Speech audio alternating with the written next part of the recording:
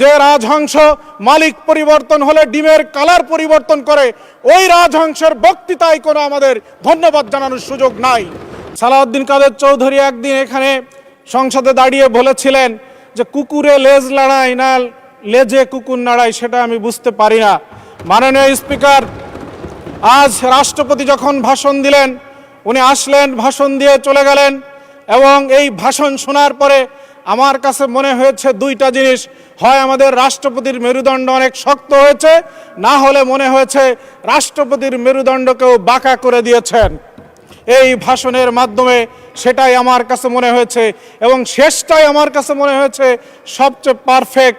কারণ আমাদের মাননীয় স্বরাষ্ট্রমন্ত্রী ওখানে দাঁড়িয়ে সেদিন বলেছিলেন, রাষ্ট্রপতির একটা আদেশ সম্পর্কে উনি জিজ্ঞাসা করেছিলেন যে রাষ্ট্রপতি আপনি কে আদেশটি দিয়েছিলেন, তখন রাষ্ট্রপতি নাকি ওনাকে অ্যান্সার করেছিলেন যে আমি তো দিতে চাই নাই, আমাকে দিয়ে দেওয়ানো হয়। এই ঘটনাকে বর্ণনা করতে যে মাননীয় স্বরাষ্ট্রমন্ত্রী বলেছিলেন রাজহংসকে জোরপূর্বক ডিম্ব পাড়ানো হয়েছে। তা আমরা আজকে কি করে বিশ্বাস না করব যে রাজহংস আবারও এখানে ডিম পাড়ছে কি পাড়ছে না, এটা আমাদের বিশ্বাস করার কোনো সুযোগ আছে বলে আমি মনে করি না।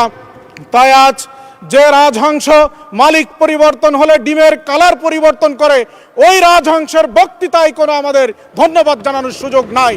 মাননীয় স্পিকার, এজন্য আমি বলতে চাই, আজকে আমরা যারা এখানে আছি সবাই আমরা 24-এর আন্দোলনে গুরুত্বপূর্ণ ভূমিকা রেখেছি।